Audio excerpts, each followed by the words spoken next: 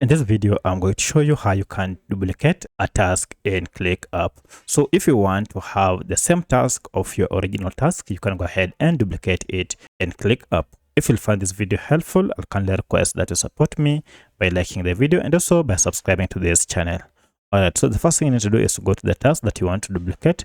For my case, I want to duplicate this task 3. So to duplicate it, head over to this ellipsis and then click on it. And here you'll see duplicate.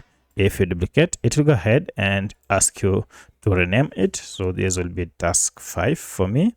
And also you can choose where you want it to be. So you can change here and move it to a different location. And once you're done, go ahead and click on duplicate.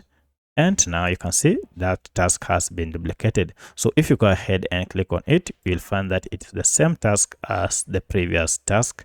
And here we go. So that's how you can duplicate a task in ClickUp. If you have any other question, kindly let me know in the comment section. Otherwise, thanks for watching and let's meet in the next video.